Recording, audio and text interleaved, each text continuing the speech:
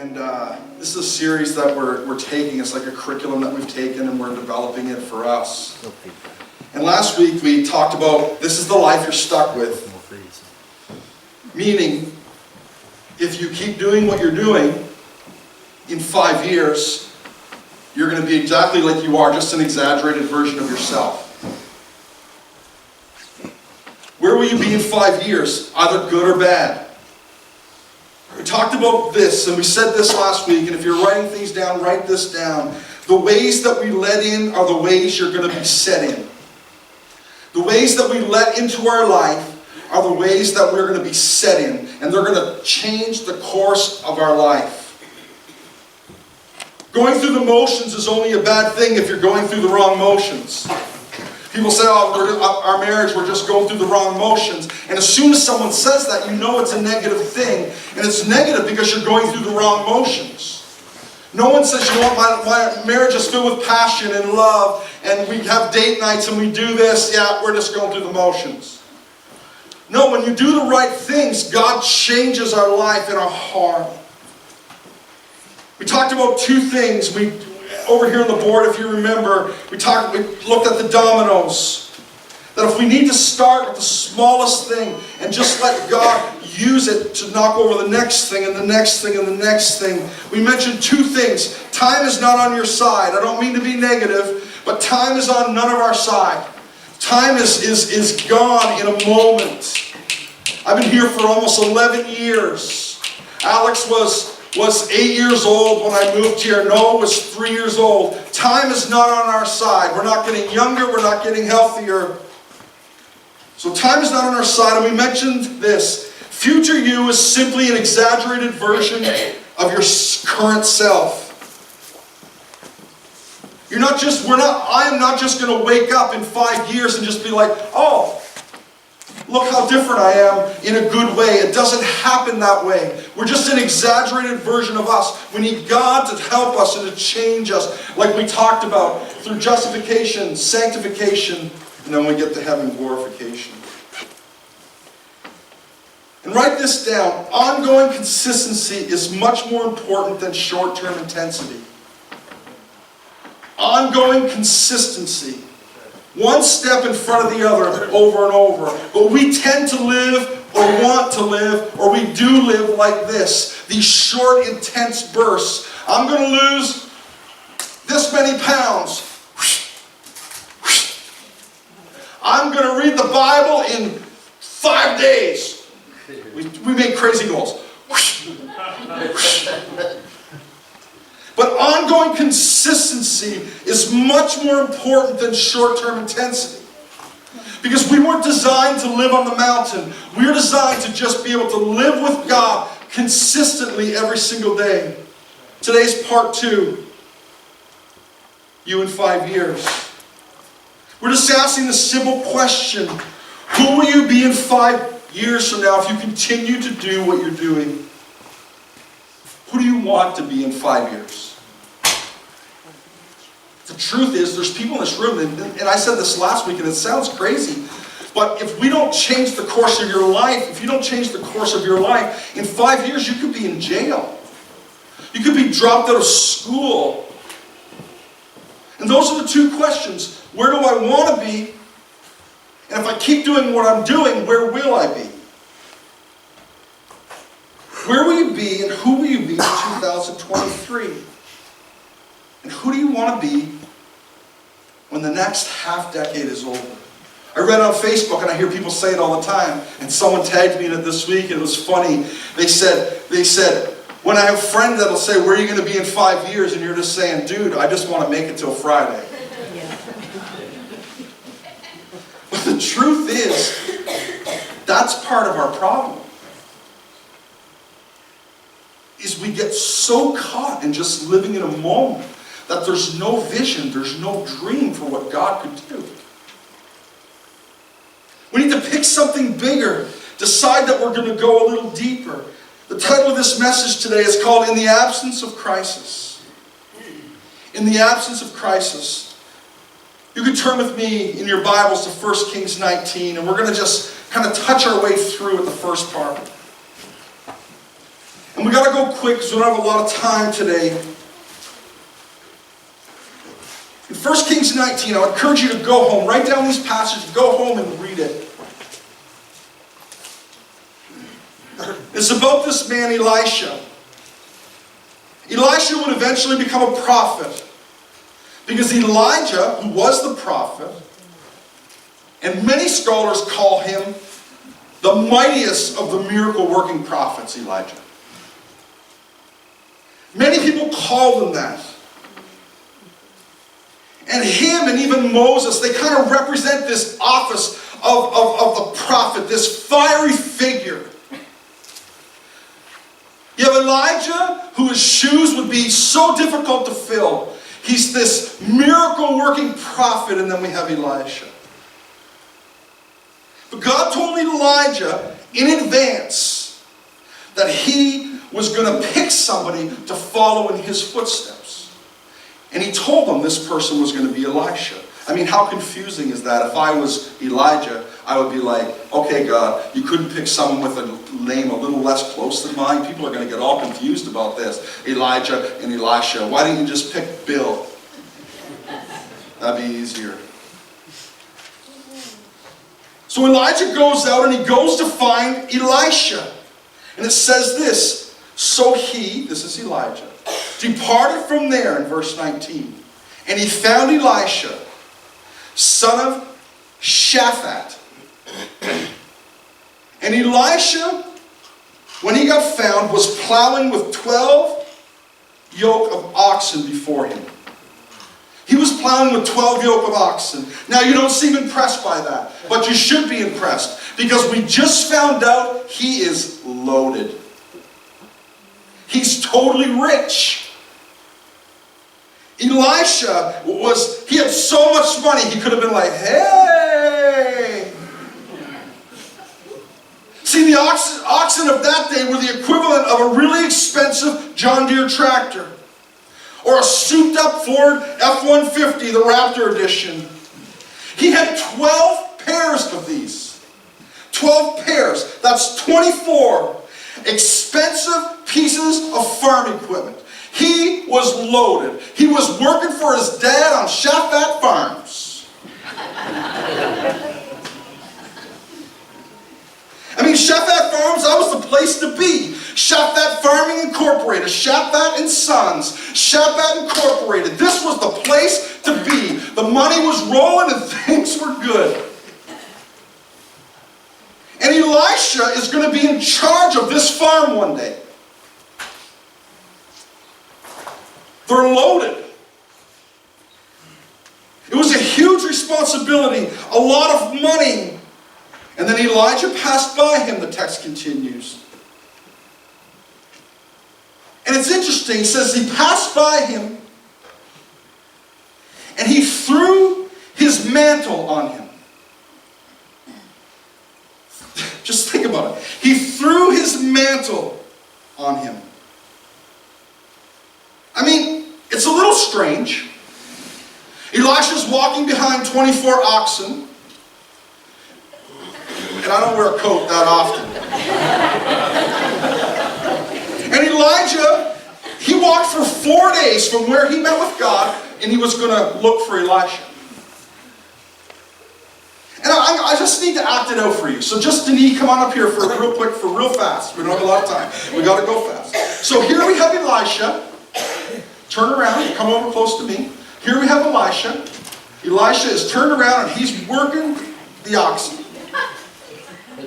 We don't know if they've ever met before, but Elijah is larger than life. He's a prophet, he's a legend.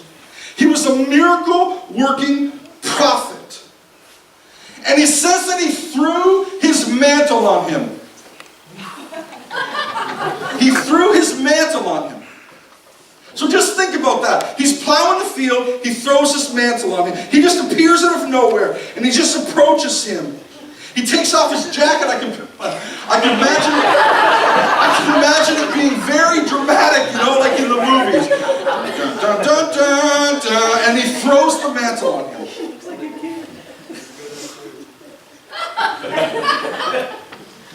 And Elisha, who's plowing behind the oxen, He probably, if it was me, I'd be like, hey, I wasn't cold, but thanks anyways.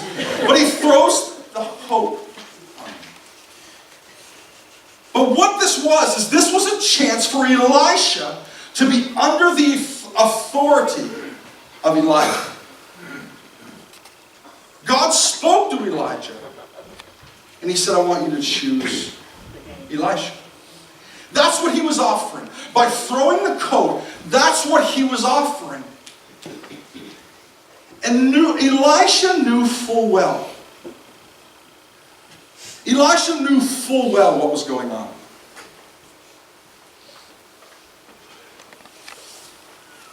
He knew what it was being offered. And that's why it says in verse 20, it says this. He left the oxen and he ran after Elijah. And he gave the coat back. Realized that he didn't get the coat yet. It wasn't time. It was just a ceremony. It was symbolic. And then he says this, please, Elisha says, please let me go kiss my father and mother, and then I will follow you. He knew it was happening. Please let me go kiss my mom and dad, and then I'll follow you. You realize what he's walking away from. He's walking away from Shaphat Enterprises. He's walking away from an inheritance. It would be like Baktush style. It would be like walking away from a lobster license that your dad was going to give you. And just making a decision to follow the prophet. He was literally kissing the life he knew goodbye. A life that he loved. But he was kissing it goodbye. The future, the security, the money, the stuff. He was going to say goodbye to it and follow Elijah. Elijah was a prophet, so following him would be cool and all. But it was also treacherous, it was dangerous. Almost all people that live a life totally solo for God live a life that's a little bit treacherous and a little bit dangerous. Often we live lives where our God is way too safe. We don't take any risks. I mean, Elijah's the guy that he called down fire from heaven. We love to think about that, but don't forget. He also said it's not going to rain until I say it's going to rain. Elijah did that. And then after that, he was hanging out by a brook. He was kind of doing it like Bear Grylls style. And he was fed by ravens. It wasn't like good food or Uber treats, you know. It wasn't like fresh food. Ravens came and dropped food to him twice a day. You imagine? You're lying there and it's like, ah! Oh, time to eat. He lived by a brook fed by ravens. And then you think, after that he must have got put up into a nice hotel. No. Listen, I was up till 3 a.m. You think, oh, he must have got put in a nice hotel, but no, he doesn't. He goes and he stays with a widow in Zarephath. Where's the territory of the prophets of Baal that he just offended just a few chapters before? They worship Baal there. And he had just insulted them. His life was dangerous. When he meets this lady, she's so skinny and she looks so sick. It looks like she's going to starve to death. And in fact, she tells him, I'm actually just planning to make a meal for me and my son, and we're going to die later. I'm going to eat my last meal. And he says, okay, but before you do that, could you make me some pancakes? Can you imagine saying that to a woman? Not me.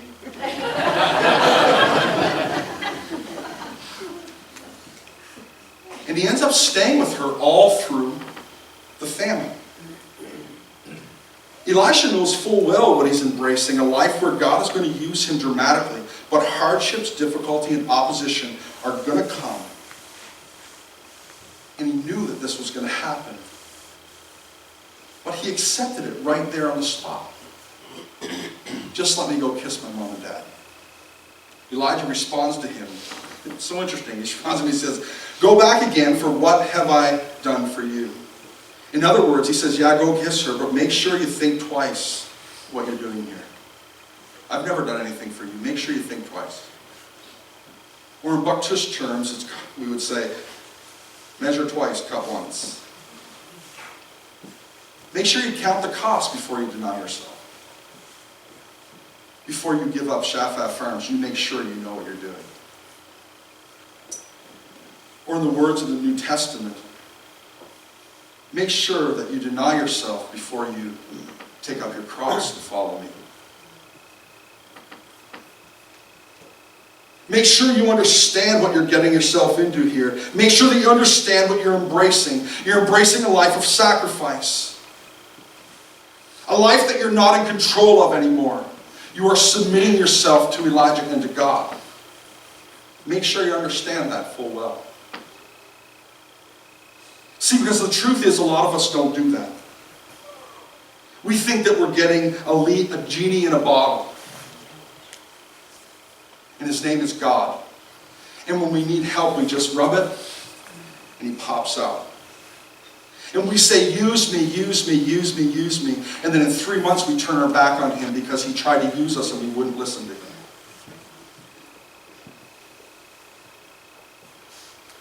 Make sure you understand what's happening. Verse 21, Elisha turned back to him. He had already gone and kissed his mom. You always got to kiss your mama. And then it says this, and then he took the oxen and slaughtered them and boiled their flesh, using the oxen's equipment, and gave it to the people, and they ate. Then he arose, and he chose to follow Elijah, and he became his servant. This is the first movement in the story. And in answer to Elijah's question, do you really mean this? Do you really want to come follow me? Elijah's answer to that question was, yes, I'm going to turn, I'm going to kill the animals that I was just using, I'm going to use the plow, I'm going to build a fire, I'm going to cook it.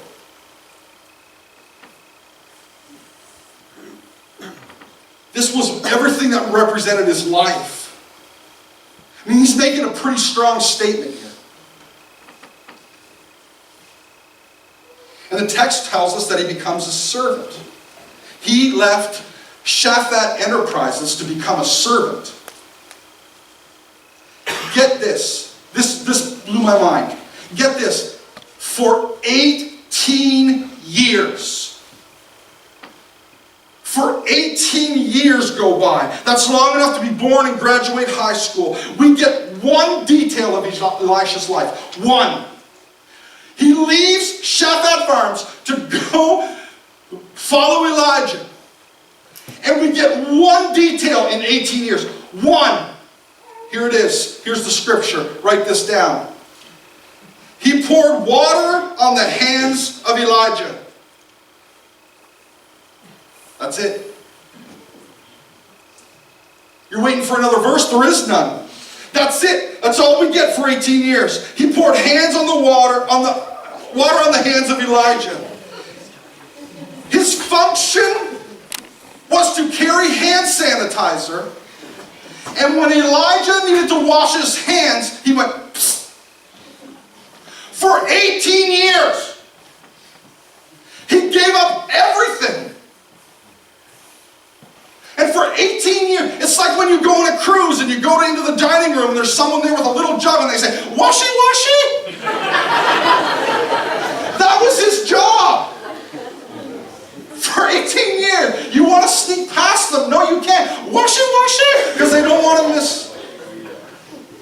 After the meet and greets, when they would move and shake hands, and Elijah would shake hands, he would come over to Elisha and that was his job. That was 18 years of his life. To carry around Purex and squish it. And when he was done, he would unzip the fanny pack, put it back in, zip it back up. And they would go to their next assignment. And when Elijah's hands were dirty, he would... This was his only job that we know of, 18 years. We think he could have been somebody, but the truth is he was somebody. How many times during those 18 years did he think, I gave up a life on Shaphat Farms to follow him, and I'm doing washy-washy. 18 years as a servant. All he did was pour water. We don't hear about a sermon. We don't hear about a miracle. He was merely in this role, in the background, not being seen by many people, supporting the ministry of this man Elijah. That's the second movement of the story. And then details start to flow a little bit of Elijah's life, because it's nearing the end of his life. God told Elijah in advance, you're going to go to heaven.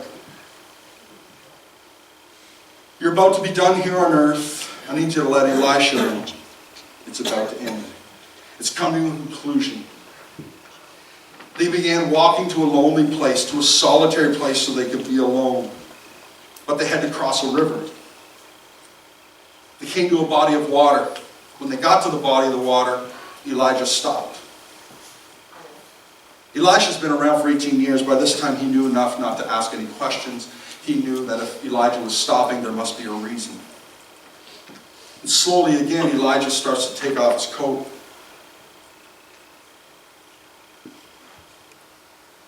I mean, me, when I'm following somebody, and even times when I'm following God, I used to have you maybe think I have better ideas. You know, if you just, maybe Elijah, if we just climb over the rock, swing from the tree, climb here, jump there, but he doesn't say anything.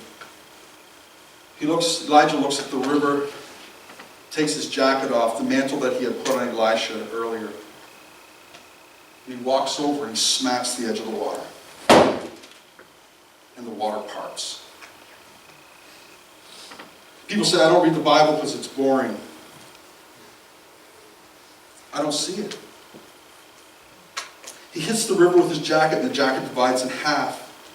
And then it says in 2 Kings chapter 2, verse 9, it says this, so it was when they had crossed over, Elijah said to Elisha, ask me what I can do for you before I'm taken away from you. I mean, that's nice. Elisha's been washy-washy for 18 years, and right before Elijah's going to be gone, he says, listen, what's something I can do for you? Elijah thinks, and he says this, please let me have a double portion of your spirit. Give me a double portion of your spirit. I mean, I love that request. I hope when you look at people around you that you see God using mightily. I hope your prayer is, God, give me double of that. See, it's not selfish. God, I need double of that. I hope when that's your request when you're facing the future. God, do twice as much for me. Use me twice as much in the future as you've done in the past. I hope that when you're praying for your kids, you pray that your kids would have a double portion of His Spirit. For your grandkids. I hope you find yourself praying, God, you've done great things. I hope that when you think about your church, that you pray that, God, what you have done in the past would be nothing compared to what you do in the future. God, I want you to do even more in me. I don't think God's offended by that. I think He's inspired by the faith of that prayer. Because God, the Bible says, wants to do exceedingly abundantly more than we could ever ask or think or imagine. Here's something for you to write down. The problem with praying small prayers is that you might just get what you asked for instead of what God wanted for you all along. The problem with small prayers is that you might get what you asked for instead of getting what God wanted for you all along. So Elijah considers what Elisha asked for. I mean, he's the mighty miracle prophet. He's known for doing 14 miracles, Elijah. Elisha's asking for a double portion. And he says, I think Elijah was a little bit strange. And he says, you've asked for a hard thing. And in my mind, it's my imagination, but he's like 14 miracles times 2, carry the 1. 28 miracles. you're asking for a double portion. And it says this, nevertheless, if you see me when I'm taken, then he answers this. This is what he said. He says, nevertheless, if you see me when I am taken from you, it shall be. But if you don't see me, it won't happen. He says to Elisha, if I die and you see me, then you'll get a double portion. But if I die and you don't see me, it's off. You can bet Elisha did not blink after that. He's like, bing. He's like, no, I'm not going to let this guy die when my eyes are closed from blinking. I mean, nothing seems ever simple with Elijah. He basically saying, in a moment I'm going to heaven, and if you see it, when it happens, then you will get a double portion. He didn't want to blink, probably, because he didn't want to see Elijah die, but God had something much weirder in store for Elijah. He didn't die like any other person. It says this, then it happened as they continued on and talked, and suddenly a chariot of fire appeared with horses of fire and separated the two of them, and Elijah went up by a whirlwind into heaven. Of course he did. Why not? He didn't die, he just... Horses on fire came and got him. I mean, you can't really miss something like that. Something with a whirlwind, a bunch of horses and a chariot, and the fact that the chariots and the horses are on fire. I mean, this is just an amazing story. And Elisha saw it, and he cried out, my flock. I mean, how would you miss it? I mean, man have a hard time finding things, but you couldn't miss this. And Elisha saw it, and he cried out, my father, the chariots of Israel, the horsemen. So he saw him no more, and he took hold of his own clothes, and he tore them into two pieces. Why? He tore them out of respect, out of grief, out of honor, to show that he loved Elijah, and he would miss him, and the day would come that he would see him again. Probably wouldn't be brought up with chariots of fire, but he was praying that he would see him again. He also took up the mantle that Elijah had that had fallen from him. Elijah gets taken away on horses and chariots of fire, and it's spinning and it's gone, and out of it flies the coat. The same coat from earlier. I mean, just imagine this. It was like Air Horse One. And all of a sudden, out of this whirlwind comes Elijah's jacket. 18 years. Then he says this. He took the jacket. This is funny. He said he took the jacket that had fallen from him, and he went back. Can you imagine? He doesn't know all this stuff that happened. So he's like, this is crazy. I asked for a double portion. I'm going to go back to the river. So he does. It says he took the mantle that had fallen from him, and he went back and stood by the bank of the Jordan. He said, oh yeah? We're going to test this out. He slams it on the bank. And when he struck the water, it was divided. This way and that, and Elisha the prophet crossed over. I mean, there's so much to this. But I want you to listen this morning. This story has three movements. I believe it has so much to speak to us, and we need to move quickly. In the absence of crisis. Why would this title be The Absence of Crisis? Because crisis is an event that happens in our life that proves that we are capable of change.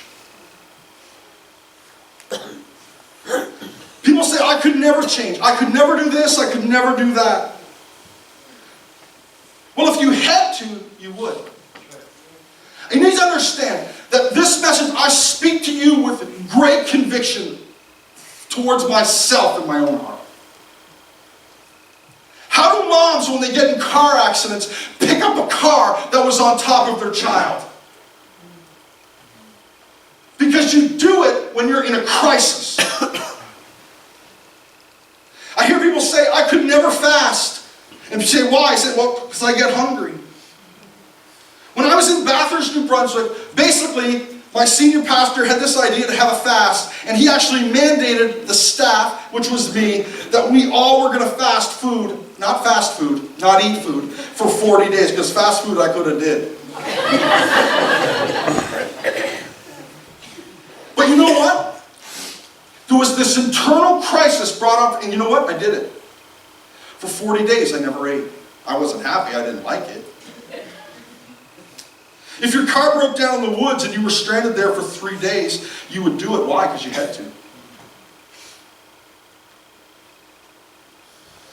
When you have to, you're capable of change. But how do we change in the absence of crisis? Tony Robbins says this: change happens when the pain of staying the same is greater than the pain of change. Change hurts, that's why we don't like it. Because fasting is hard. So is saving money. So is picking up a car, something heavy that was falling on your child. But we do it if there's a crisis, because in a crisis we can change.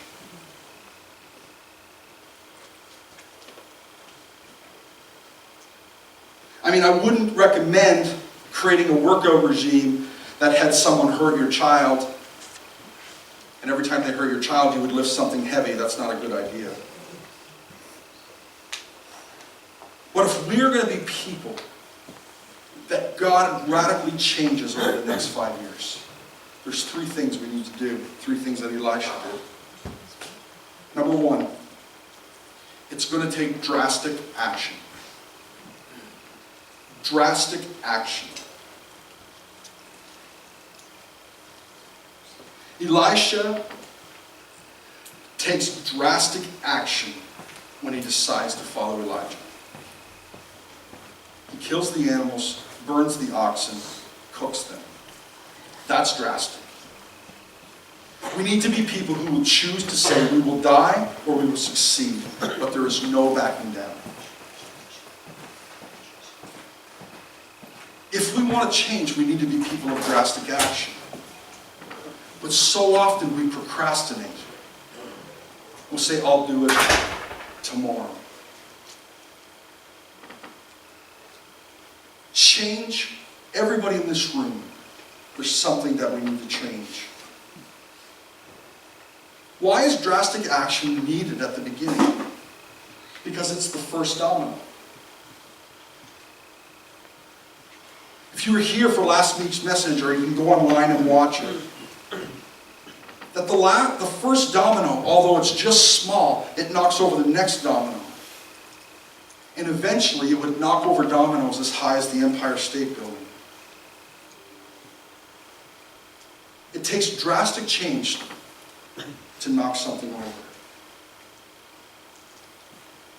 You can have all the wood in a pile and all the paper in a pile, but unless you strike a match, it's never going to burn. Change is hard. It's hard by design, but it's really necessary for us to overcome inertia. Let's go back to school. Sir Isaac Newton.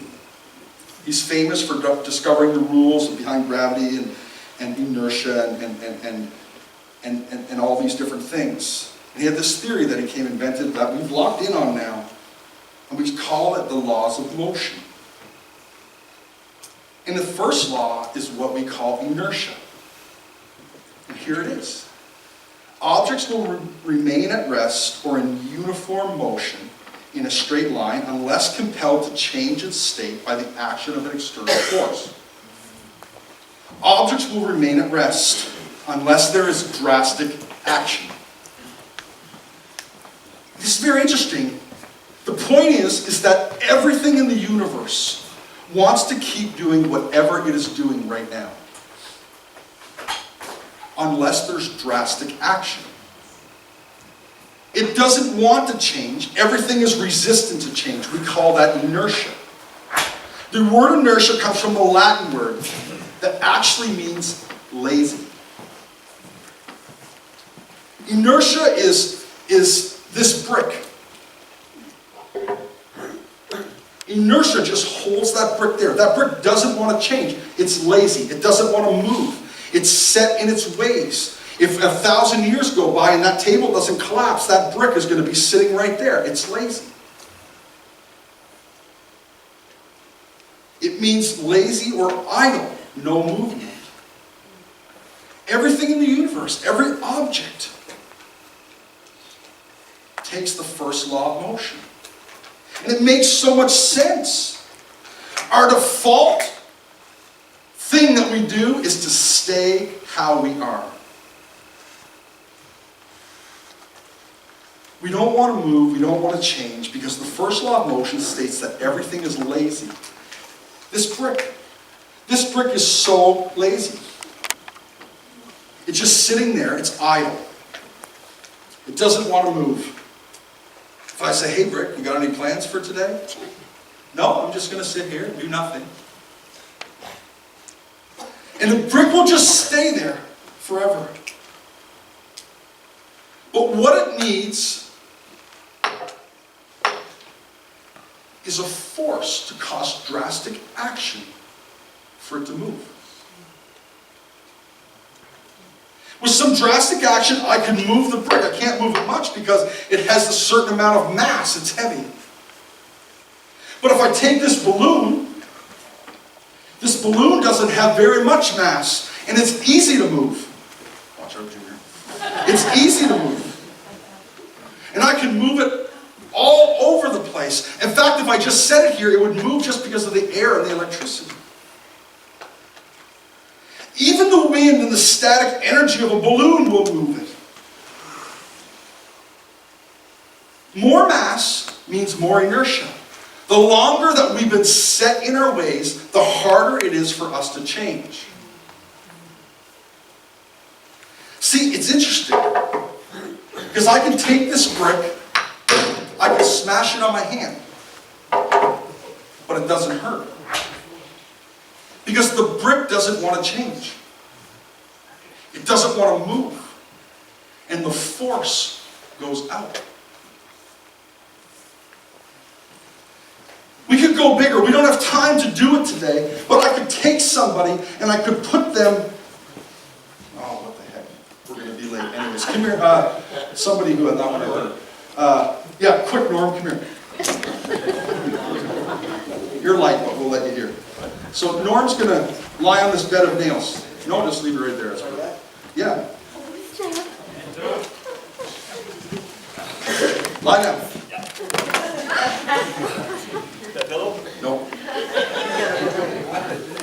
As your life goes on, it gets harder and harder because the longer you're entrenched in your ways, the harder it is to move.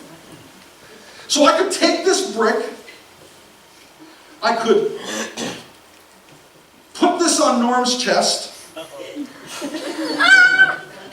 Cover your face. Keep going. Cover your face. And you're done having kids, eh?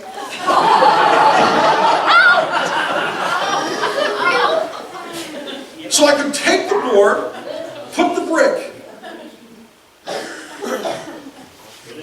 and I could take the sledgehammer. Put your hands underneath the board. We don't want to...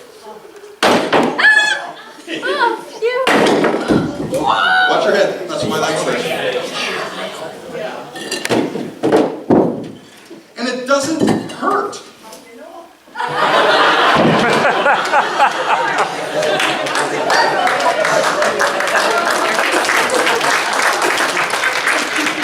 Because pressure over an area. Now, if I asked Norm, I said, Norm, why don't you come up here and lie on this nail? That would go through him.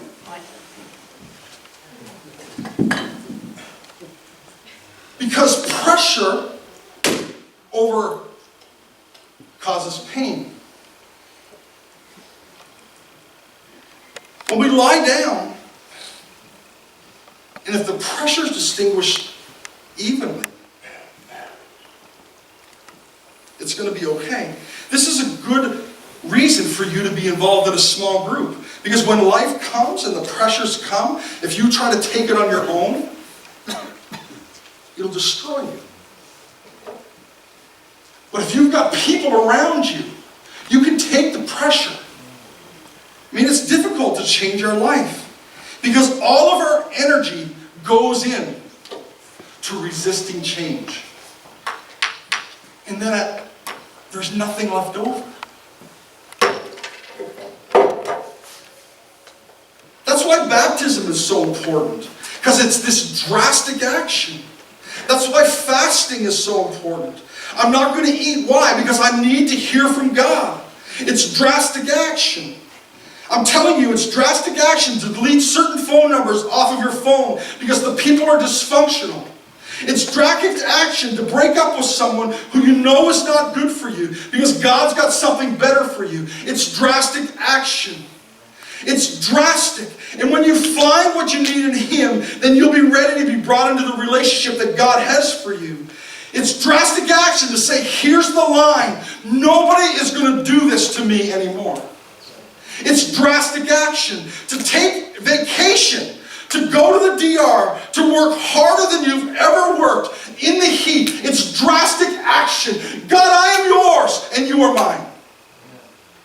It's drastic. Otherwise, 5 years from now, you will be an older version of you, just stuck in your ways. Drastic action. Number 2 is steady progression.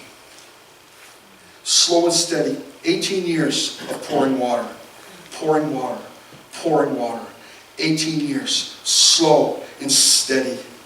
Drastic action tips over the first domino. But what do we need after that? Just to be consistent. Doesn't look like much has happened. You might feel like you're just pouring water. But be consistent. We want things to change instantly. If it's instant, it most likely is not sustainable. Money doesn't solve money problems. If you're here and you have money problems and I give you $10,000, you're going to be like, oh, my money problems are solved. No, they're not. Consistent action.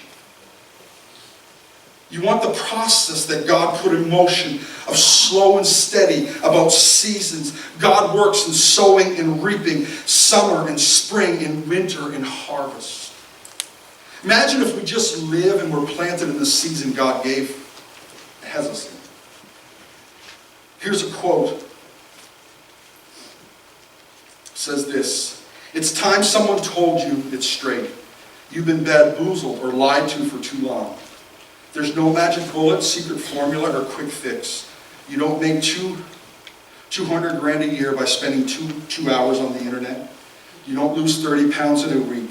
Rub 20 years off your face with a cream. Fix your life with a pill. Your love life with a pill.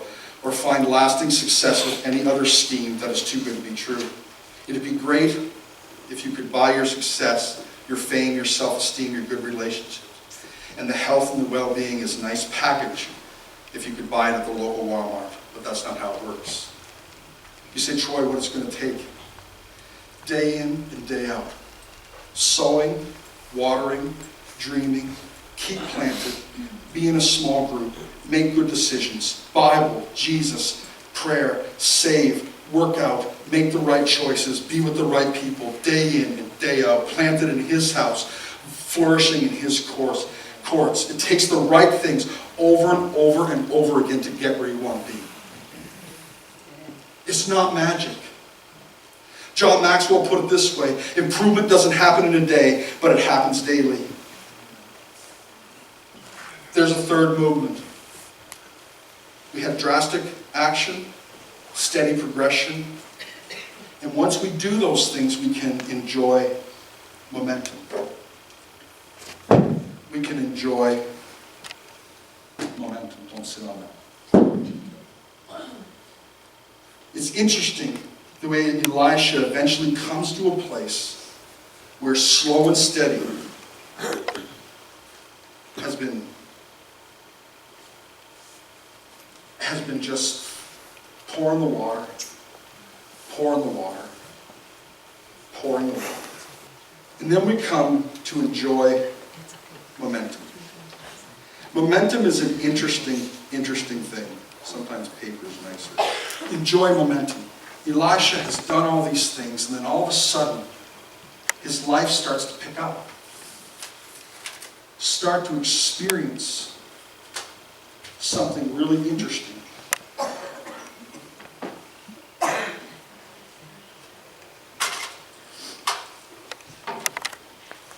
You didn't think you were going to science class today, did you?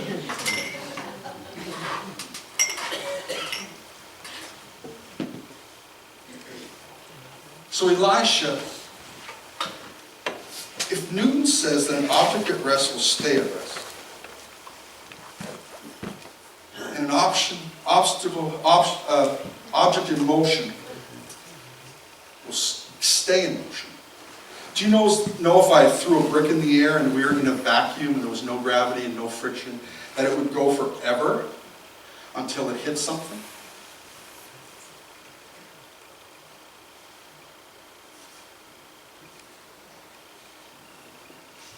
There comes to a point after you've made drastic action.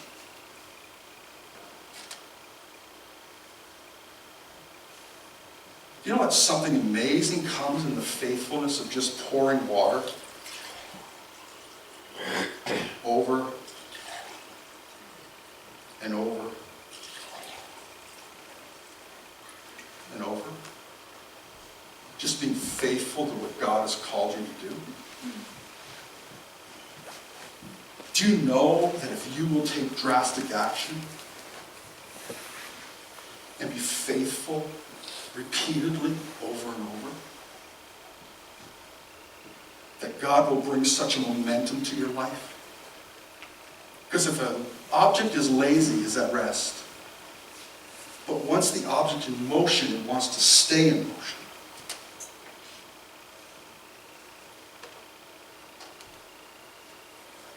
See, if Newton was right, then I should be able to hit this.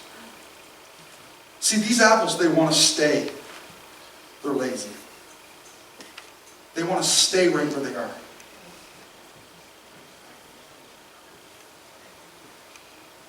But if Newton is right, I sure hope he is.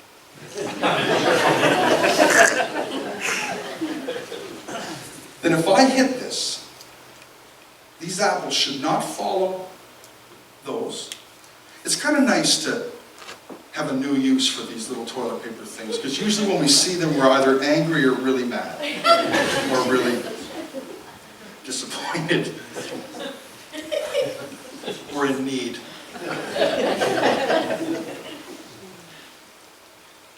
But if Newton is right, that once we experience the momentum of God,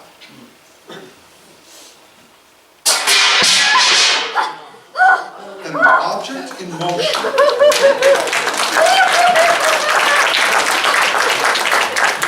will stay in motion. That once we start and we take drastic action, you want to get out of debt, it's going to take drastic action. You want a better marriage, it's going to take drastic action. And these apples would have fell forever, because momentum tells us they can. Drastic. You say, I'm just sitting here, I'm just waiting for God. You know what? God could very well be waiting for you. There's nobody in this room, unless maybe this is your first time ever in a church, there's no one that attends Grace Church regularly that doesn't know everything they need to know to experience the love and the grace and the truth of Jesus. But why don't we? Here's the truth, and I love you. We're lazy. We would rather stay where we are. You want to quit smoking, it's going to take drastic action. You want to lose 100 pounds, it's going to take drastic action. You want your marriage to be stronger, it's going to take drastic action. And faithfulness, one step after the other. I encourage you today, what is going on here? It's possible, you need to understand that once you take drastic action, you'll come to a place where the right things have just been set in place. And they'll just continue. It's hard to get off the ground, it's hard to start, and you should know that it's difficult to do drastic action. In fact, it's unbearable. And steady progression is uncomfortable. But once you get to the place where you're faithful after decision after decision. There was a momentum where you will be unstoppable. This only happens with the encounter of a living God. In closing today, we're just going to close with one song, Who You Say I Am. I'm going to tell you a quick story. I have a friend. His name's Tony. Tony lives in Fort McMurray. In 2016, there was the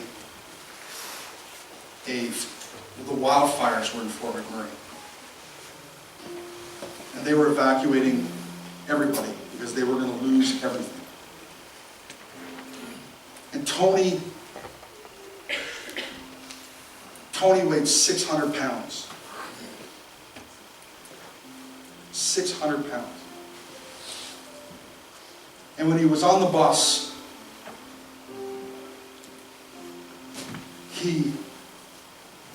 he was looking out the window. And because he was so large, no one could sit beside him. So he had to leave somebody behind.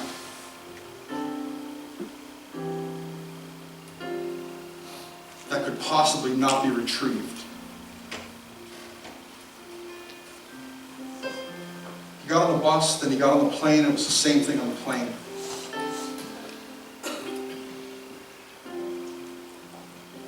And he decided that day that he was going to take drastic action.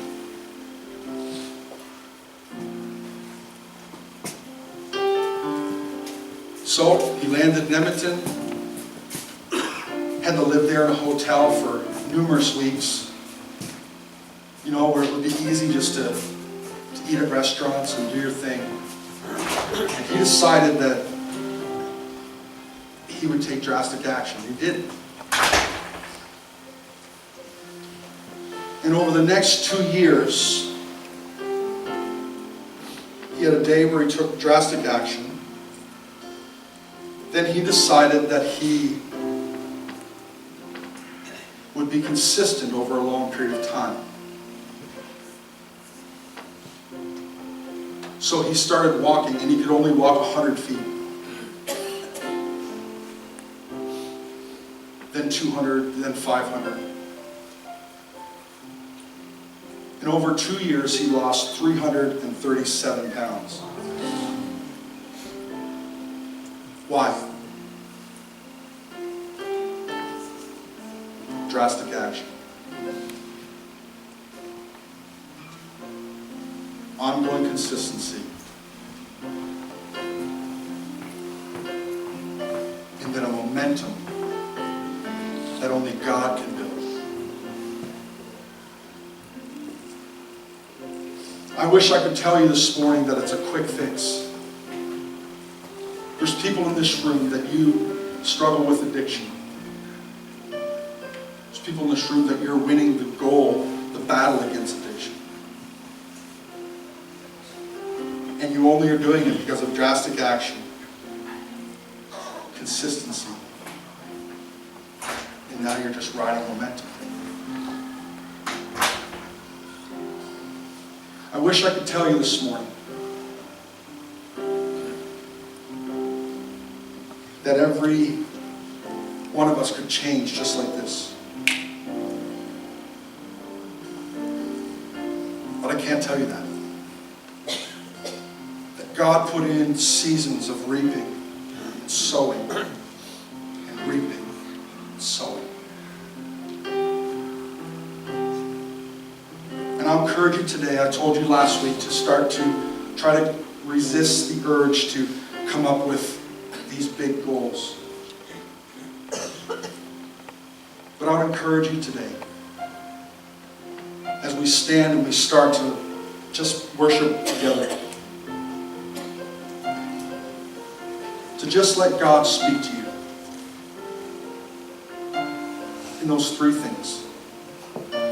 What is the drastic action things that you need to be consistent in?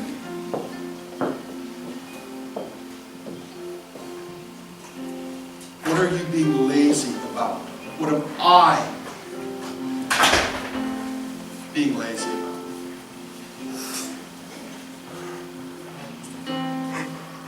And just let him speak to you. And I would encourage you today, very carefully, if you commit in your heart that you're going to take drastic action, I would encourage you to come to the front, just as a sign of commitment to him today before we close in prayer.